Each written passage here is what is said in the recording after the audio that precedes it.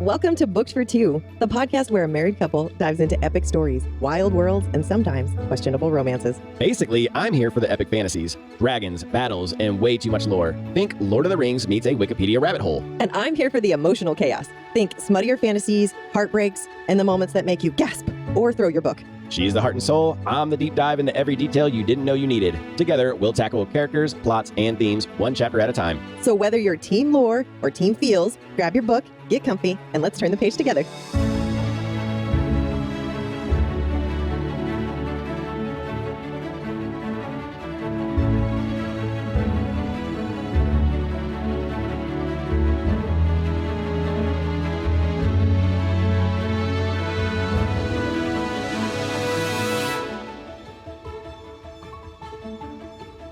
Here we are, the end of Throne of Glass. The first leg of this journey has come to a close, and honestly, I'm feeling all the emotions. Me too. Oh, like we just crossed the finish line of a chaotic, deadly tournament, and no one told us the rules. But don't worry, this isn't goodbye. It's more like the end of a season finale cliffhanger where you just know the drama's about to escalate. We're looking at you, Stranger Things. Crown of Midnight is waiting in the wings, sharpening its blades, but before we dive headfirst into that chaos, let's hit pause. This is our chance to reflect and obsess, because it's what we do best. We've laughed, we've theorized, and we've definitely judged the hell out of some characters. Looking at you, Kane. Also, shout out to Kale Chip for finally growing a personality. Kale Chip!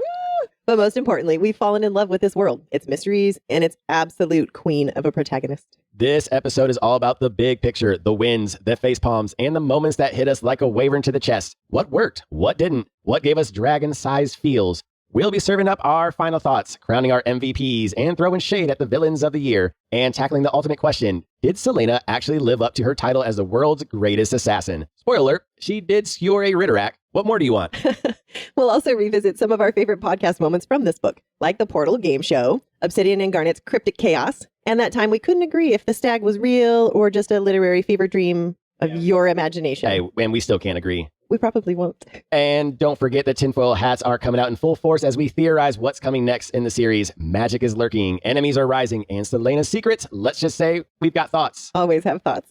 And as always, we must do our shameless plug, because without it, we will not be able to reach other wonderful people in our book lovers community. So please be sure to subscribe, follow, and review our show on your favorite podcast listening platform. Your support means everything to us. Make sure you're following us on social media for behind-the-scenes content, sneak peeks, and updates. Plus, every Saturday, Sunday, we'll post the chapters we're covering in the next episode, so you can read along with us. We are switching days, so join us every Wednesday evening, not Thursday, at 8 p.m. Central for our live Q&A on our YouTube and TikTok profiles. Whether you're burning to know more about the podcast, the chapters, or even something random like, do I wear pants when I read? We're thrilled to share that stickers and bookmarks are now available. Whether you want to deck out your water bottle, Kindle, laptop, or keep your place in your favorite book and style, we've got you covered. You can get them at bookedfor2.com or the link in our socials. Don't forget, we'll be posting cryptic messages from our assassin personas, the keepers of whispers themselves, Obsidian and Garnet, on our socials. Solve the puzzle and you'll have a chance to win autographed stickers and bookmarks from both of us. We will be posting the cryptic message every Friday, so be sure to follow us and check in often. We can't wait to see who rises to the challenge. Last but not least, make sure you have your own copy of Crown of Midnight. That's book 2 of the Throne of Glass series, ready to go. We're diving right in this Thursday. No breaks, no mercy. So get prepared, because we're keeping this adventure rolling. So grab your tinfoil hats, sit back, and let's reflect on everything Throne of Glass brought us, the highs, the lows, and all the chaotic magic in between. Celaena's journey has only just begun, but for now, let's close this chapter together in true Book for Two style. Let's turn the page. All right, now that we've set the stage for this warm-up, let's talk about the real reason we're all here, the characters. Do we love them? Do we hate them? Or maybe do we want to chuck them off a metaphorical or literal cliff? They're what makes the story tick. So let's dive into who shined, who frustrated us, and who made us question our life choices. Let's start with Celaena. Of course, we're going to start with Celaena. So, as lead characters go, she is very strong. I would consider her maybe a top 5 female main lead for me. Okay, I like that. Like up there with Vin from Mistborn. I was going to ask if you were going to compare her to Vin. I love it. Yeah, I mean, they're both young. They both have that sassiness about them. They never back down from a challenge. I just started reading the second book of the Mistborn series, so I'm definitely back on that same wavelength with Vin. Oh, yeah, you're in for a treat. But not only is she assassin, though, but she has a good heart. She does. But her job is literally murder. So how did that even happen is the question that I I'm have. wondering if Arobynn took pity on her and said, okay, you work for me, but you can have your stipulations. And she said, I don't want to kill, children, women, anyone from my homeland of Terrasen. So maybe he allowed her to choose. Don't you think anyone who has that profession would have their own stipulations or could have their own stipulations for jobs that they want to take? I mean, it's possible. I mean, we don't really know anything about the Assassin's Guild and like what their whole contract is. Like, wait. You don't. Wait, you do? Garnet does. I mean, Garnet, what? Whatever. All right. Sorry, totally messed you up there.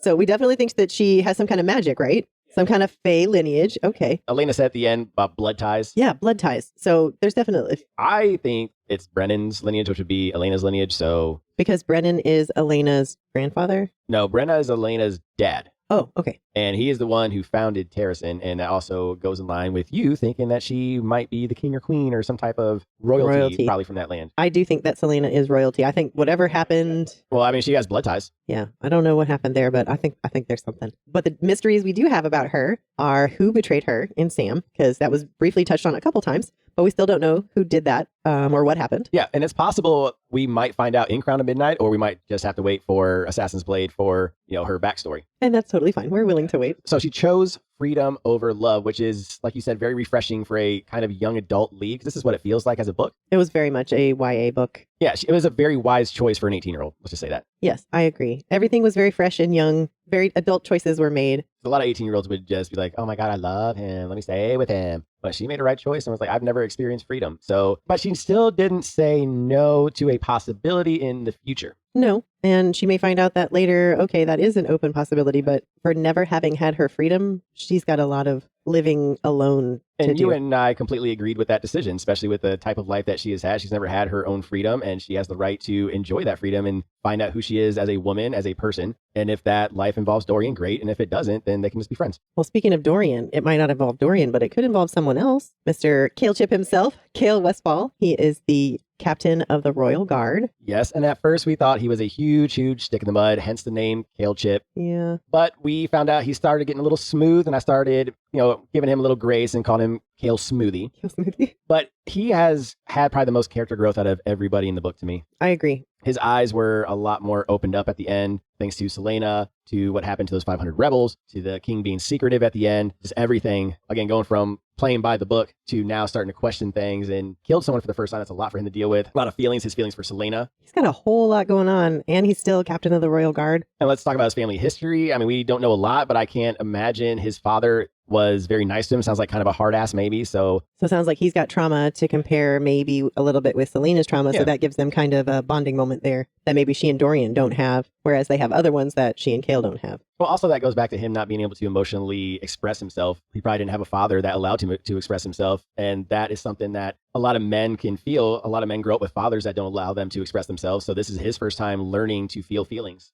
thanks to Selena, and actually thanks to Dorian too. Everyone's kind of helping him get out of his shell a little bit. That's true. And I think the emotional repression thing is also definitely playing a factor into what he's willing to share with Selena, even though she's poking and prodding and like trying to get to know him better. And he's just still guarded, a little less so, but he's still guarded. And another thing we forget about Kale is he's also a badass. He's an awesome fighter. Yes, he is.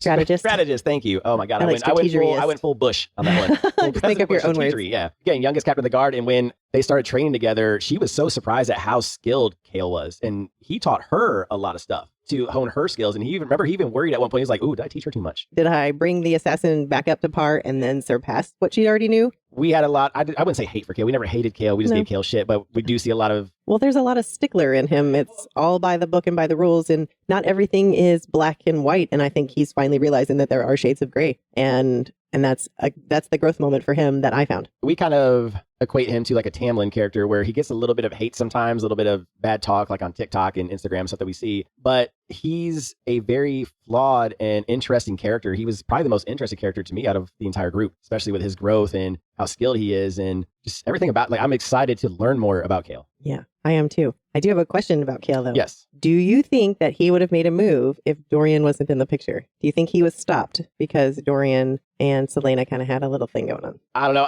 I think it's hard to say because I think Dorian helped him open up to get to learn about Selena. So without Dorian, I don't think he would have cared to learn about an assassin. Oh, that's fair. He would have stayed very shuttered and very closed off about Selena, and she's a criminal, and I don't need to know anything about her because she's the bad guy. Yeah, and I think this is a great transition into Dorian, because if you think about Dorian's character, he is a great friend for Kale because he's more the extrovert, and he helps bring that out of Kale and gives him a different perspective on things. That's also wise for his age. Again, he's only 19 as the Crown Prince of Adarlan, and he's got so young, and he's got a lot on his shoulders. His mom wants him to get married already at 19. His dad is the biggest asshole on the planet, and so he's trying not to be like his dad. His brother's a little psychopath. Yeah, clearly. So he has to at least stay in the picture to keep his brother from becoming the king. Yikes. And then the worst thing we've ever really learned about him is he used to be a playboy. That's not really a bad thing, especially you're single, you're 19, you're Crown Prince, you're going to do those things. Yeah, and he's helplessly in love with Selena now. Exactly, so, and he seems like the type, especially with Selena, that when he's in love, he's in love. So I think his whole playboy thing was he just couldn't find a woman he connected with, and now he finally finds Selena who he connects with, and he was willing to, he even said it, he was willing to drop everything for her. Well, he torched that whole list that his mom gave him, was like, I don't need this. Well, he even said that he was even willing to get rid of his crown for her at one point. That's right. Yeah. Yep. So, homeboy's in love. Yes. But let's talk about even more important things about him, his descendants. Elena and Gavin. So Elena is Fae lineage, and first thing they noticed about Dorian when we met the king was he looked nothing like his parents. That's true. So he has probably the same features as Elena. But not the ears, clearly, because they would have told us about that. So we don't know if it's maybe features that skip a generation, because how some features can be dormant and then they just skip generations, or tinfoil hat real quick, even though we're going to get into tinfoil hats later. What if the king had him sired for a reason, and that's why he built the tower at the same time to use his, because obviously I'm sorry, had him sired? What does that mean? I'm just trying to figure out how he does not look like both parents, and at least one of them has to be a real Heviliard, has to be related to Elena, either the king or the mother. And obviously the mother had to birth him, so I'm just trying to figure out some I'm telling you, they way. Stole him. Anyways, this is tinfoil hat territory. I know, but it's fun. It's fun. Yes. Well, do you think that Selena and Dorian would have worked out long term, or do you think it was doomed from the start? It was doomed from the start. Why do you say that? Because she really wants her freedom more than anything. And that was her main focus from the very beginning. The whole reason why she agreed to the deal was her freedom. Yep. No, I agree with you. Having friends like Dorian, Nehemia, and Kale were just bonuses for her. Now, I'm not saying that she didn't have feelings for Dorian. I'm not sure why she any of that, except hormones. Because she's still 18. So you got to remember yourself at 18 or look at an 18-year-old. And again, like hormones, you said hormones, confusion. Again, from what we understand, Sam was probably her first love. So this is her loving someone for the first time, all the struggle she had in Endovir. And I just think at the end, now that she finally won, she was able to take a breath and be like, okay, 4 years of servitude and my freedom. I like Dorian, possibly love Dorian, but I just can't be there for him right now. Like, this cannot be a thing right now. Yeah, no, she made a very, very adult decision. And Dorian made a very, very adult decision too, and not being a jerk about it and saying, of course we can still be friends and I'll always be there for you. Yeah, of course. Growth on everybody's part. I'm going to let you take Nehemia's last name. Go for it. What? Why? Because we have to talk about Nehemia. It's Nehemia Yitger. Yitger, got it. She is the princess of Elway and the potential leader of the rebellion, which is why Kale's got his eye on her, for sure. She knows way too much, or just the right amount, about word marks, the word religion, if we're calling it a religion, and magic, if we're calling it magic, because words is outside of magic. Princess of Elway, they are in a rebellion against the king still, and potential leader of the rebellion. Now, she's very sneaky. Well, clearly, she's pretending not to speak the common tongue so that she can hear what everybody's saying around her. I would do and did the same thing, so... Well, that's what I'm saying. She was awesome. The way she even fooled Selena, who's supposed to be the greatest assassin, the queen of the underworld. And then that one time when you and I were reading, she was like speaking fluent common tongue. We were like, oh, shit. Oh, no. Like, sneaky. Yep, very sneaky. No, we love Nehemia. She was very sweet. Gave her a staff to help her fight Cain. And I was very much hoping that Nehemia was not the bad guy. Like, I did not want her to be the one summoning the Ritterak, like taking her revenge. I would have totally understood it. Yeah. But I didn't want it to be her because of how I think it would have affected Selena. No, I knew right away that it was going to be her, even when Selena thought it was her, just because of the type of book this was. For me, this is a very safe book. It's a great book, but I knew right away it was going to be Cain and Duke and the king were the obvious bad guys. The fun part was, what was Kaltain and all of this. I knew like the Nehemia thing, like, don't trust my new best friend kind of thing. That's a trope. Yep, for sure. And it's not a bad trope at all. It was fun at the beginning, but we all knew it was Cain and the Duke and, so. All the typical bad guys. Yeah, and speaking of bad guys, let's jump right into the Duke. The Duke, Borington. He's definitely snivelly and he knows all the little underhanded secrets and he's behind the scenes orchestrating all kinds of shenanigans. Yeah, well, we hated his ass from the very beginning with the way he treated Selena by shoving her down. Like, we knew he was going to be a complete asshole from the get-go. Dick move, Duke. He is definitely going to play behind the scenes here in the next coming up books. That's what I feel. Mm-hmm. He is a big player in all this. He has that obsidian ring. Well, we know what they do, so we know that they're able to Influence? Well, they're influencing emotions and thoughts on Kaltain and then creating size on Kane. But who? Well, the king and Borrington are, because they're doing it together. So they're siphoning whatever power from killing all those champions, and that's how they got Kane bigger. And I think they're probably using the same type of power to control the thoughts and emotions on Kaltain. I had a different thought on exactly how the rings were being utilized, but I'm not sure how they were being powered. I just thought it was interesting that Kane had one and the Duke, but Kaltain doesn't have one. So was Kane able to control something or control someone? Is that why there was Shadow Kane? No, I just think the rings did all the things. The rings had all the power. Like but they were testing the size thing on Kane. I think the Duke and the King could have also took the same power and created themselves size, but why would they do that to themselves when they can use Kane as a guinea pig to see if it works? That's the whole point. Yeah, no, they were using them as guinea pigs. Okay. And they were seeing how the rings worked. So the rings to me are connected to the tower. Okay. So I think all of that is connected, and also the Army of the Dead and all that fun stuff. So speaking of Kaltain, we for some reason thoroughly enjoyed her. I don't know why. It was just something fun about her. She just seemed sneaky every time we got to know her. She was so suspicious. Like she was always up to something and wasn't very good at it, maybe? I don't know. No, she was good at it. The problem was the Duke was better at it. He was a lot quicker than she was at figuring shit out. That's why I call him Lord Baelish. Like, he's 5 steps ahead of everybody. Kaltain thought she was smart and cunning, which she is. I'm not taking anything away from her because she is. But the Duke is just that much smarter and that much more cunning. I mean, he figured her out quickly. I mean, she wasn't subtle about it, though. Like, when you're sitting there staring at the prince, she wasn't very subtle about it. That was on purpose. Remember, her goal was not just to be the queen. It even said that. Her goal was more than the queen. We don't know what her true ambitions are. But why would she let the Duke see her pining after the crown prince if she's supposed to be with the Duke? That's showing her own hand. At that point, what does she care? She's already in. But she's showing her hand. Well, then why would she keep entertaining the Duke if she was where she needed to be? She didn't think she was there yet. Well, because the Duke already told her, I already know your plan. And at that point, it was like, okay, well, let's figure this out. At the poisoning, yeah. No, that was before the poisoning. Because remember, the Duke started already playing her when the first time we met her taking the drugs. Oh, yeah, he's been playing her the whole time. Oh, of course. He's been playing everybody. Even, maybe not the king. I don't think he's that smart, but. I don't know. We'll see. That sounds fun. And then you mentioned possible magic abilities with Kaltain. Yes. Oh my gosh, yes. It's in our tinfoil hat section.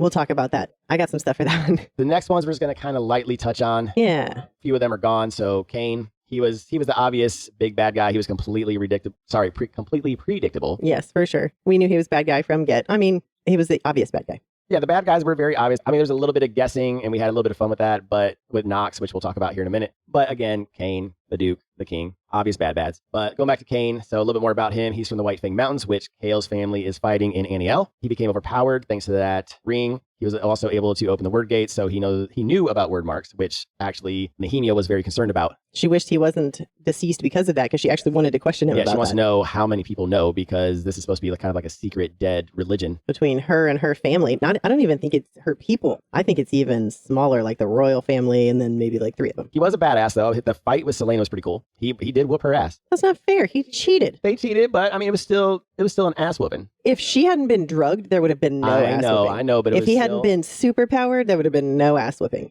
Big bully dudes being dickheads. They're bad guys. They gotta do what they gotta do. And he'd still whoop her ass, regardless. Whatever. No, he didn't. He died. And he sent her to a whole other world. Whatever, he's dead. Literally, a whole other world. That is very true, with a shadowy self over there, which is even creepier. Well, speaking of people who aren't dead but are gone, but for how long? Nox. Nox. Oh, yes. Gray-eyed bad guy. Gray eyes himself, your favorite. Yeah, and I said bad guy because I still don't trust him. He's still a thief. That's true. And he still has gray eyes. And he's still alive.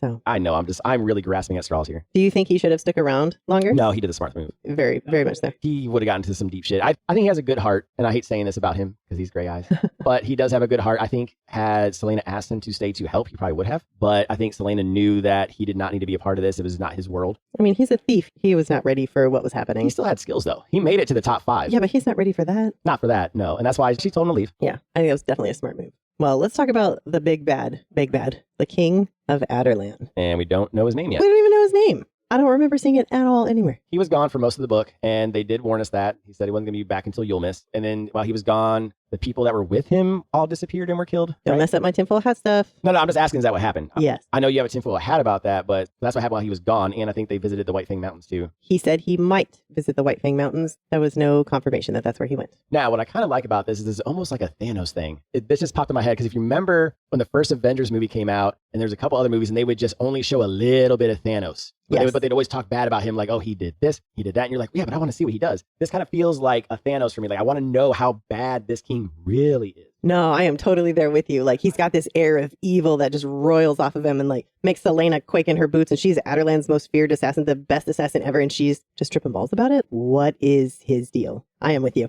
I am definitely with you. I'm hoping Crown of Midnight, he'll actually stick around and we'll get to know more about him and who he actually is. Yes, that would be great. All right. We've dissected the characters, the ones we'd follow into battle, the ones we'd leave on red, and the ones we'd need a long time out. But a great story isn't just about the people. It's about the world they exist in. So let's shift gears and talk about the lore, the setting, and all the little details that make this little world feel immersive. Or maybe make us raise an eyebrow. Let's turn the page. We really didn't get a chance to explore Erilea since the story was very much contained, not just in the city of Rifthold, but in the Glass Castle. Here's what we do know. The conquered parts of Erilea are Terrasan in the north, Adarlan in the middle. Just south of Adarlan are Fenero and Melisande, and Elwë is in the southernmost part of the continent. All but Elwë have been conquered. This is the eastern part of the continent, which is split by multiple mountain ranges. The western part of the continent was barely touched upon, but we do know the western wastes have witches and old magic. Okay. Well, in this book, we hit up 3 major locations. The first 2, blink and you'll miss them. But the third, that's where we set up shop for 90% of our story. First stop, Endovier, aka the worst vacation spot imaginable. This place isn't just mining prison, it's basically a concentration camp with a 1-month expiration date. If you're sent there, you're as good as dead. It's bleak, it's brutal, and it makes even the nastiest dungeons look like a 5-star resort. I feel like I'm selling a bad vacation Airbnb right now. This is a terrible timeshare opportunity. Do not take this. No, definitely. Next stop, our quick detour into Oakwold Forest. And while we were only there for 2 chapters, it dumped a ton of crucial info on us. This might be the last truly magical place left in Adarlan. And let's not forget the biggest, wait, what moment? King Brannon, Elena's dad, might still be alive and could have been the one pulling the strings to bring them all together. And then there's the last morning in the forest. The white flowers, the tiny footprints. That wasn't just a petty wake-up call. That was a sign from the someone watching. But who and why? Whoa. A little bit of tinfoil hat for you. Yeah, for sure. Finally, we land in Rifthold, the capital of Adarlan. Though, let's be real, we spent most of our time holed up in the Glass Castle instead of actually exploring any part of the city. What do we know? All right, it's a port city, which feels like a fun fact that might be relevant later. Now, the Glass Castle itself, that's where things get interesting. It wasn't just built, it was built on top of an older castle made of stone, if I remember correctly. And if I remember also correctly, back in chapter 6, when Selena woke up, she saw it glowing green and pulsing at night, which is interesting. Yeah, that was very interesting. I had to go back today and reread that because why? I thought it was just maybe the green hue of the glass, but you said it was pulsing and glowing or something. It definitely said pulsing and glowing. Speaking of things that glow. There's that whole fireplace acting weird every time the king speaks. I don't think it's a coincidence. But here's the question. Is the Glass Castle some kind of magical conduit? Is that why it's doing that pulsy thing? Is it a portal waiting to be cracked open? Is that why the king and the duke and Kane were all running all those creepy experiments? What is going on? The fact that it's glass definitely seems to have some kind of significance. And now let's slap on our tinfoil hats just for a second. Okay. What if the Black Clock Tower is another conduit, but it's protected by those gargoyles specifically to keep portals from opening? That is a great question because remember, these are mean looking gargoyles and not buddy gargoyles. And she said, yes, not buddy gargoyles. Which I still want a buddy gargoyle. If someone can please make me a buddy gargoyle, I would greatly appreciate that. Thank you. All right, we'll keep an eye out for a buddy gargoyle for you, sweetheart. Elena did mention that some great evil was trying to rip open the portals, so maybe that's what they're guarding against. I don't think it's the Riderack. No, definitely it's not. Bigger, definitely bigger by the way it was worded. So is it the king or a tinfoil hat again? Is he just a puppet and he's being messed with like they were messing with Kane and Kaltain? Anyways, that's tinfoil hat stuff. So yeah, we will definitely tackle that in our tinfoil hat section coming up next. So there were a few more places mentioned and barely spoke about. So let's start with Calicula. This is a sister mine to Endovier. It's in the south, located in Elwë. Next up, we have Belhaven. This is Selena's fake persona, where she's Lillian, where she's from as the jewel thief. It's located in Fenero. Next, we have Aniel. This is home to Kale's family who fight the people from the White Fang Mountains, which is where Kane is from. Next, we have Orinth. This is the capital of Terrasan and Selena, where she's from originally. We also have Parinth. This is the second biggest city in Terrasan. I think they mentioned it had the biggest library in the whole kingdom, and also the king burned some of it. And last but not least, we have Wendlin, which was a little bit mentioned. It is a continent to the east across the great ocean, and they are still at war with Aderland. So it's briefly mentioned between Dorian and the king. Okay. Woof. Lots of little tiny places briefly mentioned. Okay. Well, now that we've got our bearings on Erilea, let's dig into the real meat of this world, the magic and the lore. Of course, talking about magic is a great way to get yourself executed in Aderland. The king made sure of that when he outlawed and supposedly removed it. But as we've seen on our journey, he didn't quite scrub it all out. There are still cracks in the foundation, little pieces of power slipping through the gaps. So let's start with the big one,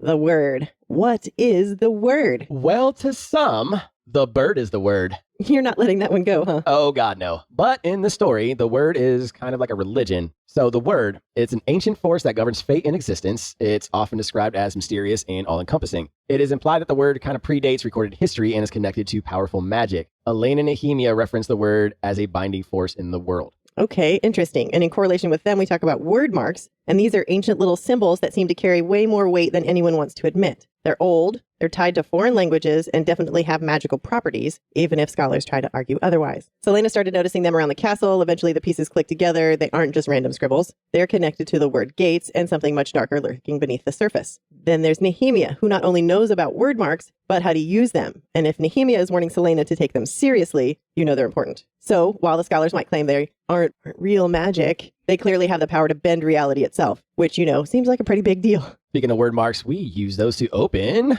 word gates. So word gates are portals between worlds and are linked to the word itself. They are dangerous and can allow dark creatures to enter the world. Cain has used word gates to summon the Ridderak, revealing their power and the dangers they pose. Now, Elena warns Selena about their connection to chaos and destruction. And the most interesting thing is they also believe that that is where the great goddess came from. Now, that is interesting. Selena had stumbled across a book that casually drops the fact that the goddess entered the world through a word gate. Which, sure, no big deal, just a major deity apparently stepping in from somewhere else. That little detail makes her a whole lot more than just a standard goddess. She's an otherworldly entity. And if that isn't enough, she also gave birth to the 9 gods. So, casual divine world building happening right under everyone's noses. Speaking of the 9 gods, Nehemia speaks of deities worshipped in Elway, indicating widespread pantheon. Some legends say the gods once walked the earth, but have since been distant or withdrawn. Now, Loomis, he is the firstborn of the goddess and the lord of the gods, so kind of like a Zeus, if you will. And you can kind of think of the goddess as the Titans, because the Titans gave birth to the gods. That's kind of how I picture it.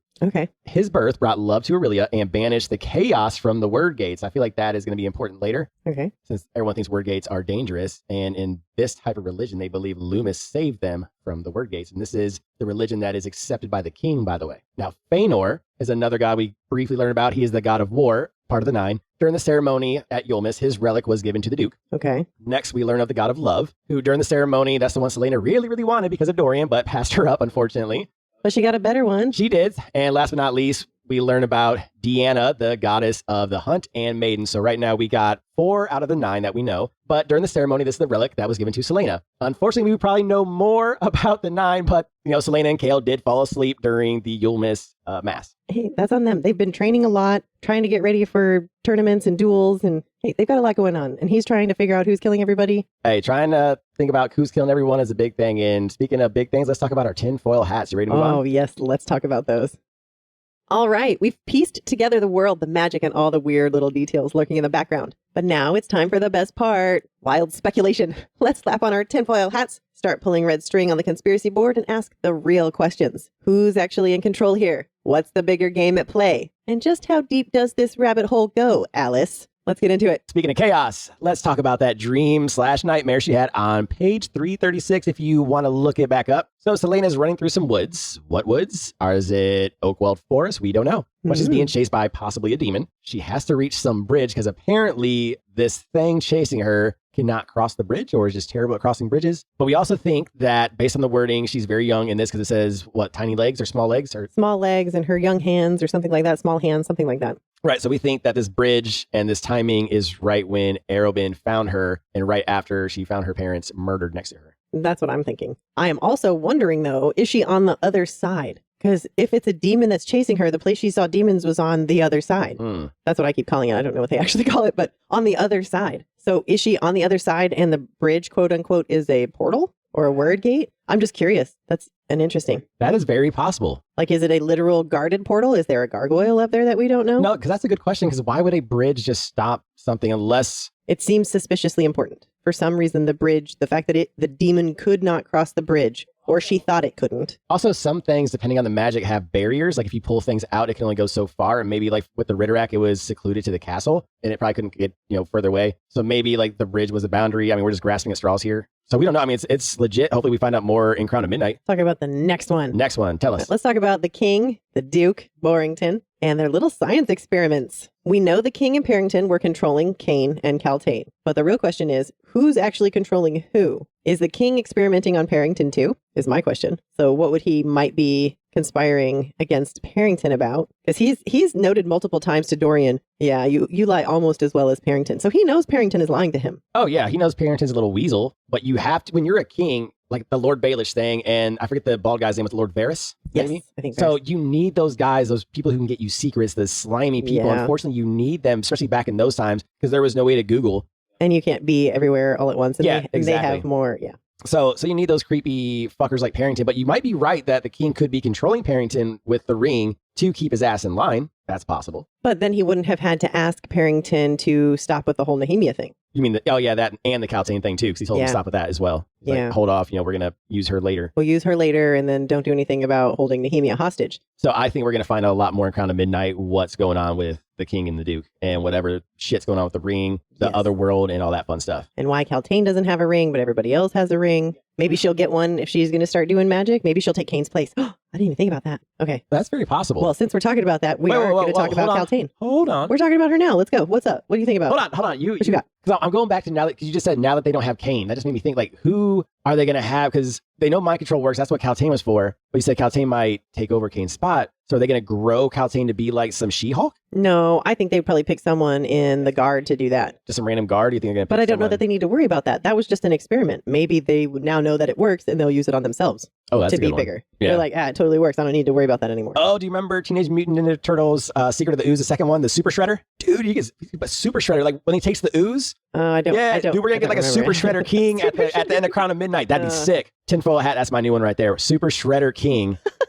He's going to be just jacked all to hell, badass. Get Lou Ferrigno on the phone. He can play the Super Shredder King if this ever becomes a series. I think that sounds ridiculous. I like ridiculous, though. And speaking of ridiculous, I love magic. And what calls to magic? Magic. That's right. Magic calls to magic. But only if you're high. All right. According to what we've seen here. Right. So Kaltain with her opium and Selena with the bloodbane. Yes. So they were both drugged up. And only when they were that drugged up did they see the shadows and the flying things around Kane. So it was like they both saw Shadow Kane, but only when they were hella drugged up. Yes. So if Elena said to Selena it was her blood mixed with the bloodbane that did it, magic calls to magic, the fact that the exact same thing happened to Kaltain makes me think that magic also calls to magic there. Otherwise, she wouldn't have seen it. It's something in her blood mixed with the opium and seeing Kane, and that opened up her eyes the same as it did Selena with the bloodbane. Okay, so you're saying you need magic mixed with some type of drug to bring out the magic to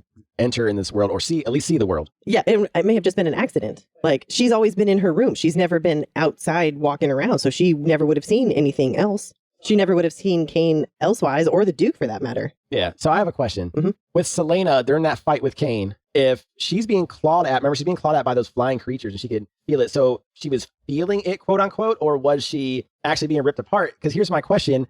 Was she receiving physical damage? Yeah, because if all it takes is drugs to get you to the other world, then why would they need to open a portal? I don't think she was receiving physical external damage. So it was messing with her mind. I think so, yes. And that was allowing real life Kane to do what he needed to do, which was just pound the crap out of her. So it just opens a window into the world. So the Army of the Dead is legit real. They just couldn't really hit her. She just thought they were because it felt real. So it's like kind of being like in VR. It's a hallucination. Yeah, it's like virtual reality. Yeah. Yeah. Okay, thank you for clearing that up for me. That's how I took it anyway. No, that makes a lot more sense. Thank you. Yeah, anytime. Now, let's go back to some more fun conspiracies. The castle conspiracy. Yes, we touched on it teensy tiny bit, but go ahead. Is it a conduit? It sounds like it based on what you read earlier when we went back and looked at what, chapter 5 or 6 or whatever it was? Chapter 6. So I mentioned it earlier because we were talking about green. This is when you mentioned the fireplace. You said green, and we kept mentioning the green ooze with Kane. And then you were like, green fireplace. And then I was like, green castle. Then you were like, well, glass, green hues, that might be normal. So then today, before we decided to record this, I was like, well, let me go back real quick. Chapter 6, I knew it was right at the beginning where she first looked at Rifthold in the middle of the night when she was woken up by her first nightmare. And then that's when she saw it green, and it started pulsing. And I was like, okay, glass doesn't pulse green. No, I did not catch the pulsing. That was a very good catch on your part, sweetie. Yeah, so I think that the king and the castle are connected in some way, because when you mentioned the fireplace and how it does certain things with the king, at the very end when he yelled the Duke's name very loudly, the fireplace erupted as well a little bit. So I think it's definitely connected to the king. So somehow it's going to be a conduit to try to bring this army of the dead. Somehow, some way, this castle is special. And that's why Selena is very creeped out about it. Whoa. Hang on. All right, bring it. Give it. What if he built the glass castle on top of the tower to block it? Why would he block it if he built it? But that was That's another. right. He built it. But Elena said the gargoyles on the tower were protecting the portal, right? So if the king is trying to open a portal, why would you have the gargoyles there to protect it? Unless the gargoyles are there to stop people that aren't him and Cain to go into the portal. That could also be it. Maybe Because they're not buddy gargoyles. they aren't buddy gargoyles. They're not welcoming. And they have the shifty eye thing where they follow you that you like a lot, where you're like, ooh, it's a very good sculptor that does So that. I just want to point out that the gargoyles are outside at the clock tower, right? Yes. They're not wherever Cain summoned the Riderack from. No, there's no gargoyles down there. So is it a different kind of portal? They're guarding a portal. Is it a different kind of portal? That's a good question. Because if he's able to summon other portals, then he doesn't care about that portal, but that could be like the portal. You know what I mean? Or maybe that's like the on switch. Like, hear me out. So you have the watchtower, or the clock tower, sorry, as the main conduit, right? Mm-hmm. And then how do you boost a signal, right? You use some type of thing like glass, or you need to boost that signal, right? So you build a glass tower around that. And then you need a phone to dial to the other side, right? Your word marks. Okay. So Cain and the king used the word marks and dialed them already, which allows them to open up portals anytime. And then you got to close the gate. What if we find out that the rings that they're wearing are chips off of the clock tower? That's what I'm saying. So now They stole it. So the gate, I think the gate is still open because you have to use the word marks to close the gate. Maybe. I would think that Nahini would have figured that out, but that could still be a thing. And they can use the ring as long as the gate's open to do all the nasty things they need to do, because they're drawing power maybe from the other side. They're not opening the gates yet for the army, but they can draw power with the rings. Maybe there's something blocking, maybe the gargoyles are what's blocking them from actually finally bringing them over. But the king built the gargoyles. He had them built.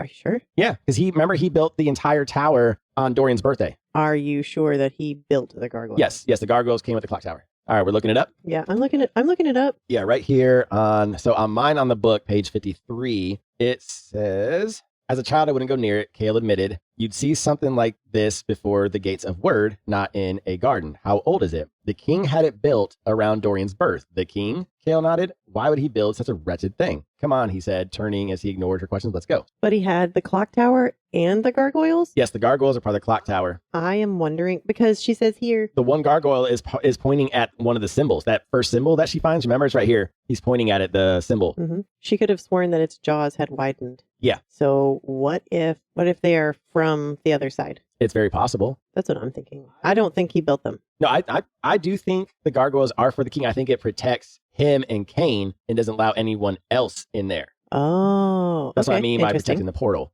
Because the king built from it. that side. Okay, interesting. All right, I like your theory. All right, so speaking of the king and all the crazy shit, you think he ate those people? Dude, you know he ate those people. What? What do you mean what? We just learned that Cain, well, All right, he's nasty, but a cannibal? You think Okay, he's a no, cannibal? sorry. I'm sorry. Like Hannibal Lecter? No, I didn't mean he literally ate them. He summoned a creature to exchange power, same as Cain. That's what I meant. I didn't mean he actually ate them. But I thought he was going to eat all their livers with some fava beans and a nice Chianti. This isn't Hannibal Lecter. But he absorbed all of their power.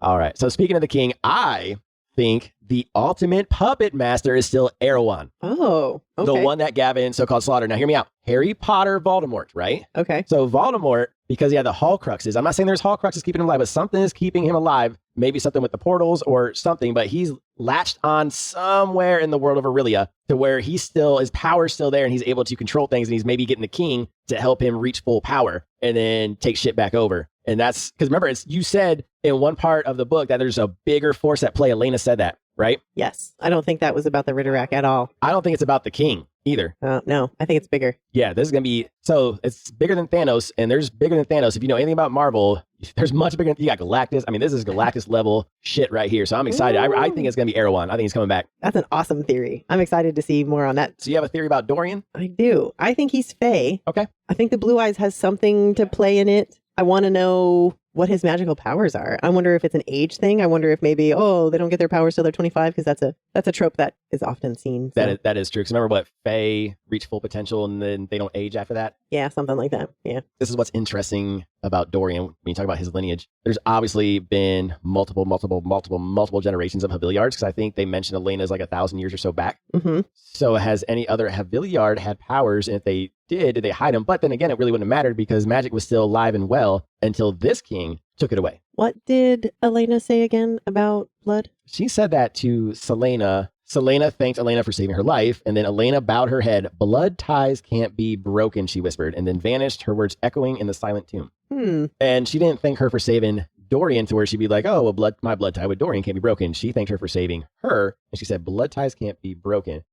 For Kale. I don't have a tinfoil hat for Kale. Yeah, I don't have anything for Kale other than hopefully his character growth keeps going on and he just becomes more awesome. Yeah, he's just going to continue to be a badass and continue learning and growing and learning that not everything is black and white. All right, what do we have for the Duke, the Lord Baelish? I think he's just going to be useful until he isn't anymore. Same as Lord Baelish. We all know how that goes. It's going to be the same kind of betrayal scene that you get. I think the Duke is going to be a lot more fun than we think. I know we call him Duke Borington. We just call him that because, you know, it kind of rhymed with Barrington. Yeah, it rings with his name and it's easy, but he is anything but boring. And I think some of this power that he's going to get from that ring is going to go to his head. I think he's going to use it for his own gain. He's going to betray somebody. He's going to be so interesting. I want him and Kaltain to just want to kill each other, go nuts head to head. She already wants to. Who's the most ruthless behind the scenes person? I'm rooting for Kaltain, though. I think so. I'm on her side, too.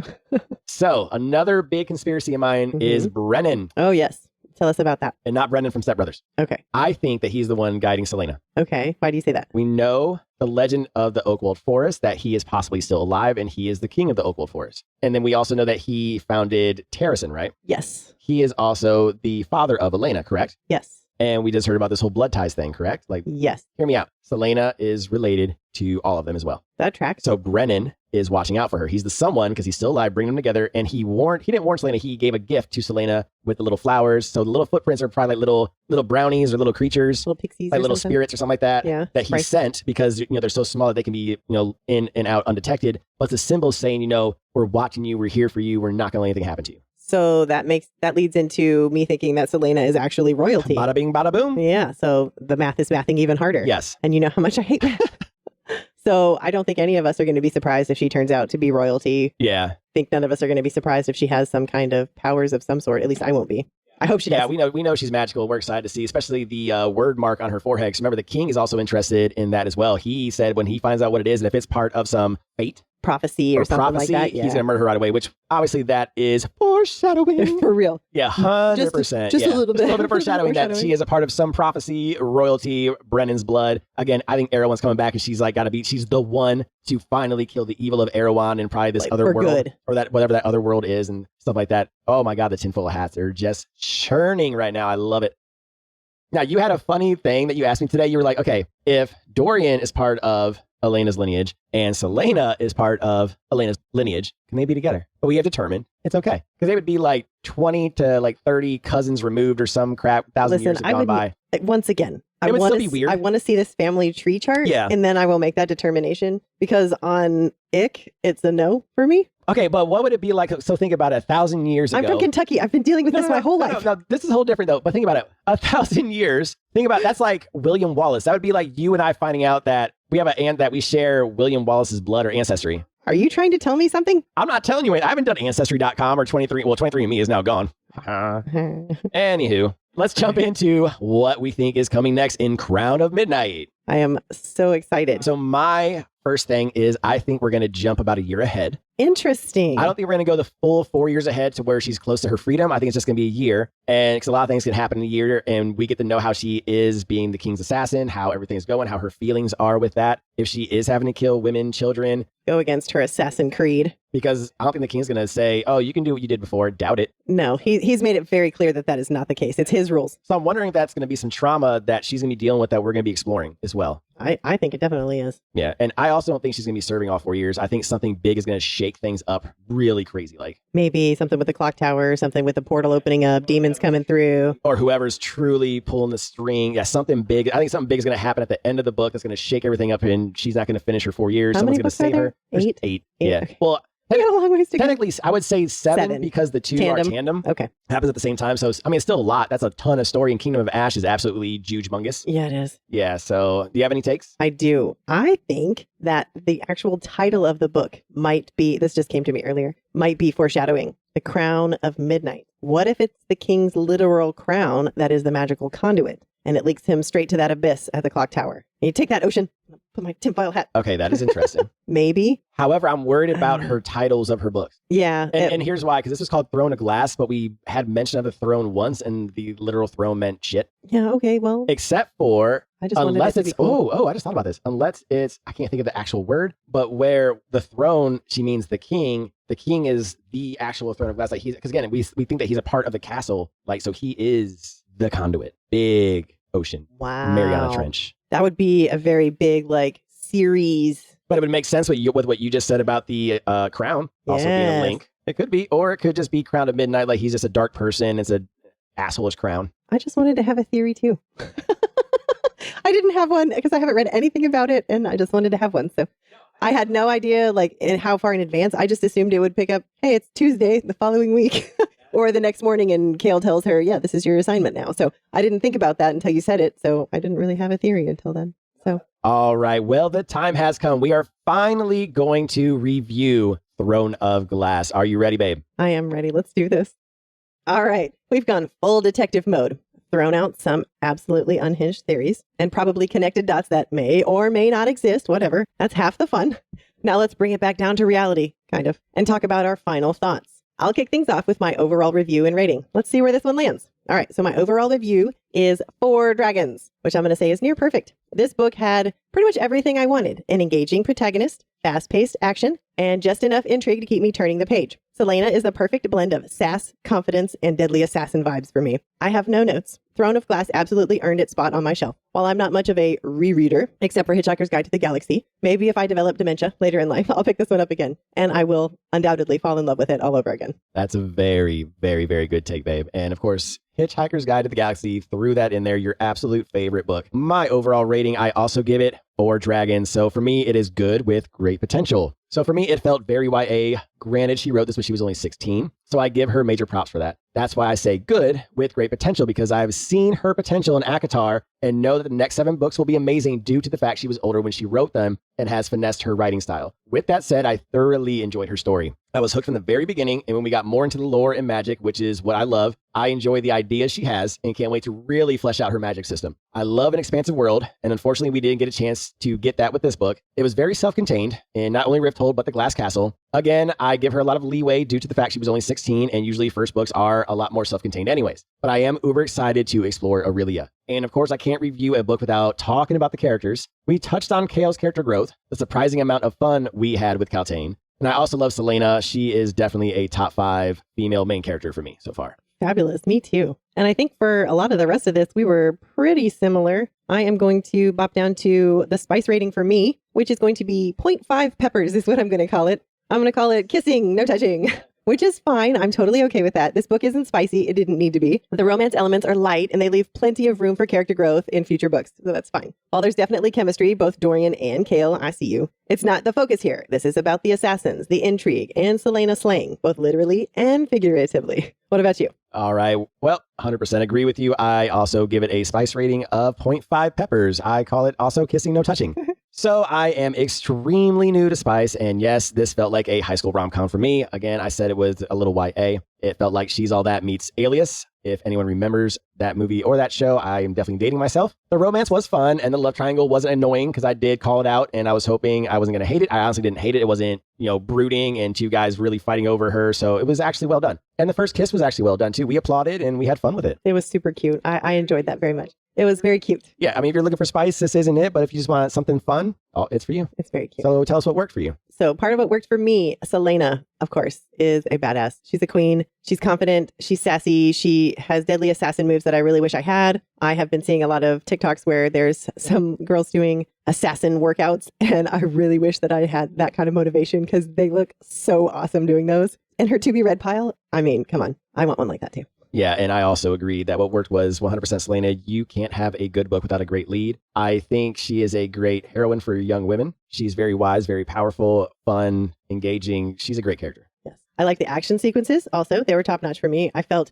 every hit, every dodge, every calculated takedown, every swing around a corner, every scrape of the Ridderak's claw against the concrete. I was there. I felt it. My heart's racing now thinking about it. No, I totally get it. The whole scene with the Ridderak was a lot of fun. Kane was very, very brutal. I know that you always give the technicality to Kane because of the poison, but he was brutal, smashing her face. I mean, just because she was a woman, he was being nasty with her. So the fight scenes were actually really, really well. She didn't take away anything. No, she didn't. But what about the magic? What did you think about the magic? So with the magic, I thought the magic was good. So it gave hints to the overall world and lore, and it makes us kind of want more. So it kind of teased you. Yeah, same. And now I just want to dig into lore. I love lore. I love learning about the different gods, the different magic systems. One of my favorite magic systems is the Mistborn magic system. It's one of the most original I've ever read in my entire life. I'm hoping that with this magic system, with the word marks and stuff, it sounds like that they might like sign some runes, because Nehemia was doing something like that. Remember, she was kind of signing with her hands, drawing some kind of symbols with her hands. Yeah. So I think it's going to be kind of like that, which I'm not mad at. That's still fun, but it's just how the magic is used. Like some people it's all about elements, like you can only use certain elements. So I'm interested to see where we go with how the magic is in this world. I felt like it was also just enough to intrigue me, like, oh, okay, what's this all about? And it didn't overshadow the assassin storyline. So that was key for me. And another part that I really thought was key was the humor and the tone. I felt like it had a good balance between snark and tension and anger and angst. And like, I felt like it had a really good balance. Yeah, I also love the period scene. That was probably one of our favorite scenes when we were reading out loud. Just because I put myself in both of their shoes. I put myself in Kale and Dorian's shoes, and being in Kale's shoes, it was absolutely hilarious just being so embarrassed.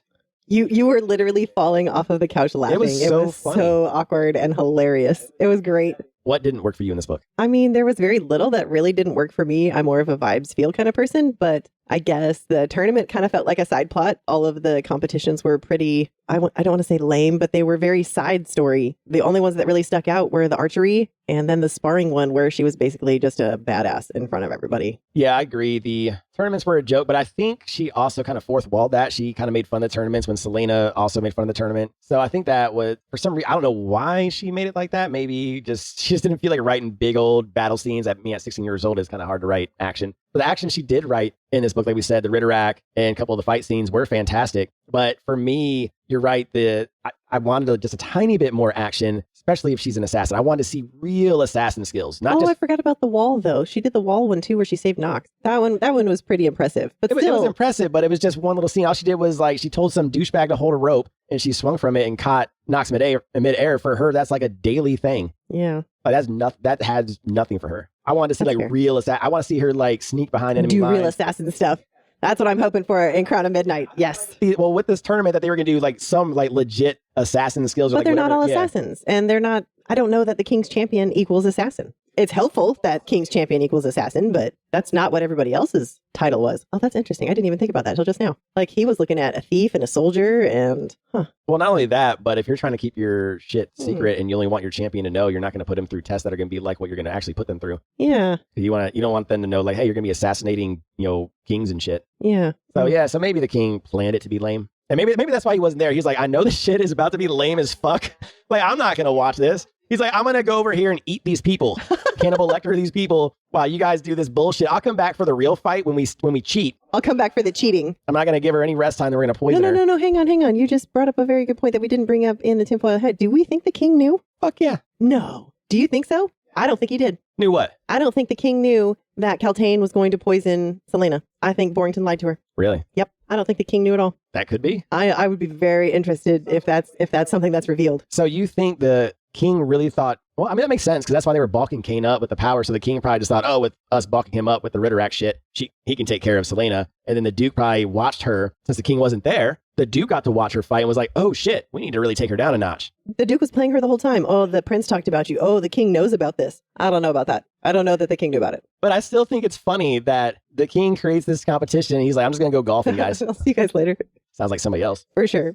Well, what else didn't you like? I know there was something else that you didn't care for. I am big on epicness. I love a big world. And I think that's what, Game of Thrones, Lord of the Rings, what they do so great is in their first book, they open a whole world for you. Now, to some, it feels very, what's the word I'm looking for? Like where it's too much. Too expansive. Yes. I get that way. Yeah. And I think that's how I felt with that John Gwen series I started, The Faithful and the Fallen, is it was too expansive at first. My mind just wasn't ready for that. I wanted something smaller, which ACOTAR was perfect. And I think that's what is good about this book as well, is it's very self-contained. So it's easy to get into because you're only in one spot. You're only in one scenario. Yeah. So you're not bouncing around like you are in Game of Thrones. However, they still could have expanded it a little bit more, like maybe introduce like I see on the map, the mountains of Ararat. Like maybe they could have done some like duel or competition somewhere near Rifthold, just to let us know a little bit more about the world around. But instead, it was just self-contained into one castle, so not even the city. Yeah, we didn't even get to explore Rifthold except for the parade at the beginning. Well, she was clearing out her closet to be able to put more stuff in there, so when she got to go shopping, so maybe we'll see more of it when she goes shopping. Are we gonna have like a shopping montage in Crown of Midnight? Yeah, that's what I'm hoping shopping, for. Baby. All right, oh I my like God, it. like the 80s shopping montage, or what's it called? Pretty Woman. The Pretty Woman shopping montage. Yes, yeah. Oh my gosh, so great. All right, let's talk about the overall vibe that you got from it. All right, so my overall vibe is it's a fun and engaging book. If you are new into fantasy, I highly recommend because it doesn't get too crazy with the high fantasy tropes, but it gives enough to whet your palate. If you are a fantasy nerd like me, you see the potential in the story has and are very, very excited because it has 7 books coming up. If it was a standalone for a fantasy nerd, I would say maybe skip this one. But again, she was very early in this, and I feel like she is going to grow, and I have high hopes for this overall story. All right, fabulous. I like that. How about you? What's your overall vibes? All right, my overall vibe is it gave me dragon-sized feels without needing any spice to heat things up. So that was nice. Selena's journey is just getting started, and I can't wait to see where it goes. So for now, I'm just going to sit here in awe of her killing a Ritterak and basically being a badass all over the place, and wish I had half her confidence and probably half of her wardrobe too. All right, well, I gave my recommendations, so what would you recommend? All right, so I would say if you love badass female protagonists who balance strength, vulnerability, and wit, if you're here for court intrigue, action-packed sequences, and a little sprinkling of magic or hintings of magic, and you don't mind a little light romance that takes a backseat to character development, then you are in the right place. That is very well said. Well, babe, this was our very first review on this podcast. This was our very first book. This is a kind of like silver lining moment. I'm sad that we are done with this book, but I'm also happy for the future because I'm just enjoying this time together. Yeah, I'm happy that we got to spend all of this time together. I'm super looking forward to reading Crown of Midnight with you and moving on with this podcast with you. I am very excited to, as soon as we're done here, to go start reading that book. All right. So we are moving on to Crown of Midnight. We will see you this Thursday. All right. Thanks for joining us for our review episode of Throne of Glass. Don't forget to subscribe and leave a review to help other book lovers find the show. Follow us on socials at Booked for Two Podcast for behind the scenes content, updates, and sneak peeks. We'll also post the chapters for next week's episode every Sunday, so you can read along. Join us for our live Q&A every Wednesday, not Thursday, at 8 p.m. Central on TikTok and YouTube. Got questions about the podcast or want to know what Scott's wildest bookmark is? We've got you covered. Keep an eye on our socials for cryptic clues from Obsidian and Garnet, the Keepers of Whispers. Solve the puzzle to win autographed stickers and bookmarks. Get ready for Crown of Midnight this Thursday. We're diving right in. No breaks, no mercy. And until next time, keep turning the page.